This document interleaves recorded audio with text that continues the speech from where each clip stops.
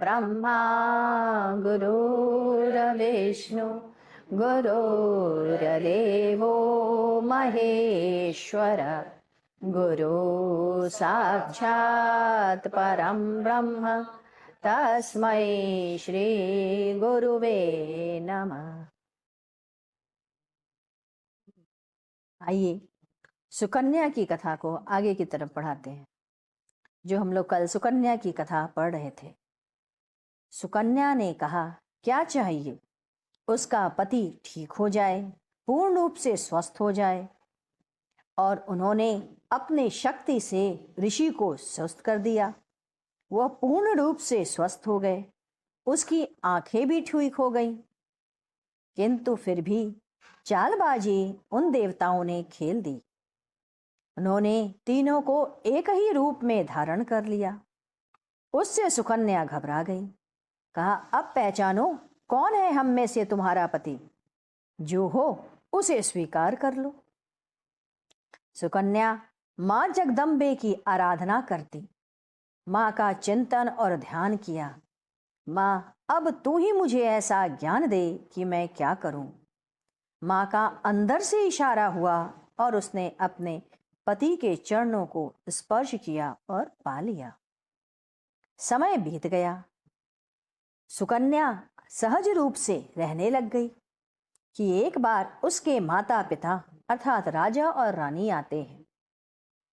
वह देखते हैं कि उनकी पुत्री किसी युवा पुरुष के साथ रह रही है। वह स्वस्थ भी है, देखने में सुंदर भी है। कि अरे यह क्या हुआ? वो बड़े दुखी हो जाते हैं कि हमारी पुत्री ने ये क्या कर डाला। क्या इसने अपने पति को मार दिया और इस तरुण के साथ विवाह कर लिया? उन्हें समझ में नहीं आता। वे पुत्री के पास पहुंच जाते हैं। पुत्री पिता को सारी बात बताती है। उन्हें विश्वास नहीं होता। फिर वो ऋषि से बात करते हैं। सारी बात ऋषि जब बताते हैं कि तब जाकर के उन्हें इस बात का विश्वास होता है कि ऐसी घटना घटी और हमारी पुत्री को एक अच्छा जीवन प्राप्त हुआ। गुरुदेव ने कहा कृष्ण और राधा अनवरत सत्ता है। वह मात्र देवकी और यशोदा के पुत्र नहीं। ऐसा कृष्ण के विषय में ज्ञान रखना अज्ञान है कि वह सिर्फ पुत्र है। वह अनादिकाल से जगत नियंता पर ब्रह्म परमेश्वर हैं। बिना उनके कुछ कोई नहीं कर सकता या बता सकता। सभी भूमंडल पर कृष्ण की ऐसी कथा बिखरी पड़ी है जितने कि हमारे रोम बिखरे पड़े हैं। हमारे शरीर के अंदर रोमकूप हैं, वैसे ही भूमंडल में ये कथाएं हैं।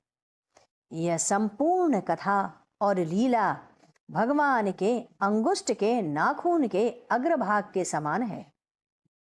इतना ही है जो आप देख पा रहे हो या सुन पा रहे हो। लीला अनवरत है और सदैव होती है। यह लीला ज्ञान उत्पन्न होकर के, ज्ञान पूरक होकर के ही आप इसे समझ सकते हो और जान सकते हो। गुरुदेव ने प्रसंग के मध्य में ही यूं ही हंसते हुए कहा, इसीलिए कहते हैं इस संसार में मत फंसो। संसार की स्त्रियों के चंगुल में तो कभी मत फंसो। वह सबसे बड़ी काल है, वह माया है। आपके पुण्यों को नष्ट कर देने वाली देवी है। संपूर्ण भाग्य और उसमें आपको खपा देंगी। इनसे बहुत होशियार रहो। ये सहचरी, अरे यह तो मथुरा का पेड़ा है। भगवान शिव भी इससे बचने में नहीं समझ पाए। बहुत वर्षों तक जल के अंदर रहे। फिर भी एक बार रामकृष्ण परमहंस ने कहा था कि इस संसार में बहुत तरीके के लोग होते हैं, कई तरीके के जीव होते हैं। उसे ऐसे समझो। पहला, कुछ मछलियां ऐसी होती हैं जो कि इस संसार के जाल में फंस जाती हैं। दूसरा, कुछ एक उसमें पड़ी रहती हैं जाल में, कोशिश भी नहीं करती उसमें से निकलने का। तीसरा, कुछ ऐसी होती हैं जो उस जाल में से उछल करके वापस भाग जाती हैं। चौथा, कुछ ऐसी होती हैं जो जाल की तरफ जाती ही नहीं और उसमें फंसती ही नहीं। वैसे ही मनुष्य की गति है। कुछ हैं मकान बनाना, उनकी सजावट करना, उसकी व्यवस्था करना, तरह तरह के जीवन की व्यवस्था में लगे ही रहते हैं। दूसरे प्रकार के मनुष्य वे होते हैं, चलो कुछ देर अध्यात्म कर लें, अच्छा चलो कुछ देर तीर्थ कर लिया जाए। और तीसरे प्रकार के वे लोग हैं जो तब जगते हैं जब औरत से धक्का खा लेते हैं, तब वो भगवान के रास्ते चल पड़ते हैं। संत तुका तुलसीदास, बिल्वा मंगल। और चौथे प्रकार के कुछ ऐसे हैं जो इस माया के करीब आते ही नहीं। श्रेष्ठ तो वही है जो इस जाल में आई न फंसे न। इसके पश्चात 11 तारीख 11 जून सन 1994 गुरुदेव ने कहा, तुम अन्याय से यदि धन अर्जित कर लोगे तो देखो ऐसी संतान पैदा होगी जो तुम्हारी संपूर्ण संपत्ति को नष्ट कर देगी। अधर्म से यदि आई संतान तो जीवन भर तुम्हें सिर्फ कष्ट ही देगा। तुम्हारे प्रारब्ध में नियंता ने ऊपर से जो भी पुरुष निर्धारित करके दिया है वही तुम्हारा पति है।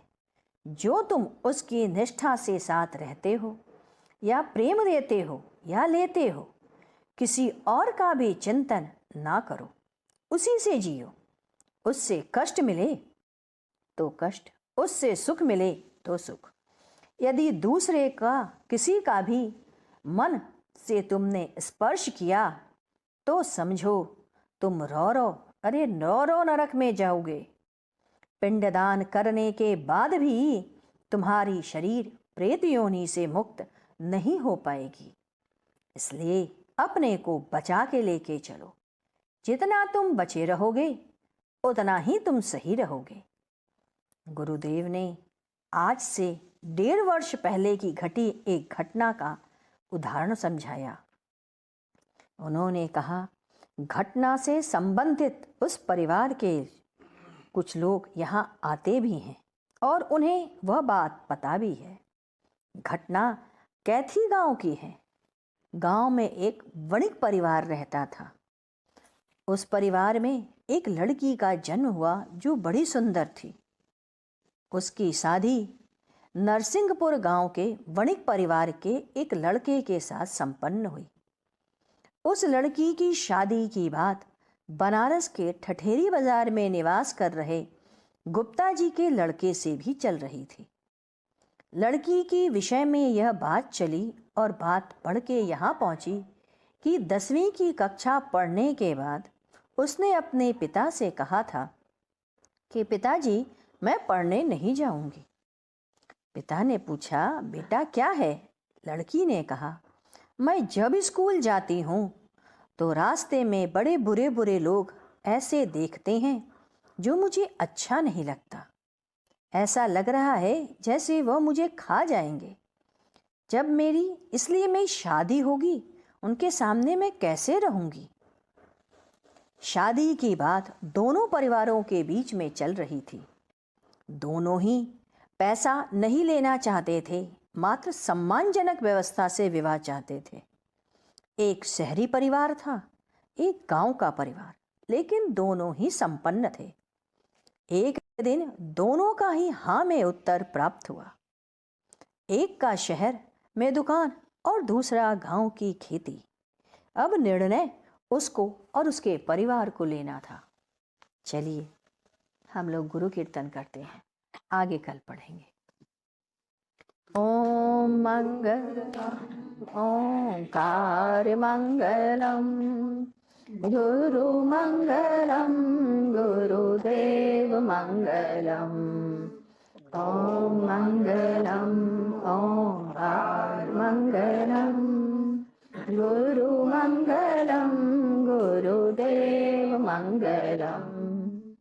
ॐ मङ्गलम् ओङ्कार मङ्गलम् मङ्गलं गुरुदेव मङ्गलम् ॐ मङ्गलम् ओङ्कार मङ्गलम् गुरुमङ्गलं गुरुदेव मङ्गलम् ॐ मङ्गलम् ओङ्कार मङ्गलम् गुरुमङ्गलं गुरुदेव मङ्गलम् मङ्गलम् ओङ्कार मङ्गलम् गुरुमङ्गलं गुरुदेव मङ्गलम् मङ्गलम् ओङ्कार मङ्गलम् गुरुमङ्गलं गुरुदेव मङ्गलम्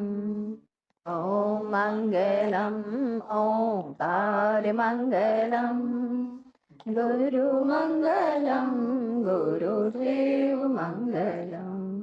बोलिए सद्गुरुदेव महाराज की जय। सद्गुरु तुम्हें शत शत नमन, सद्गुरु तुम्हें शत शत नमन, सद्गुरु तुम्हें शत शत नमन।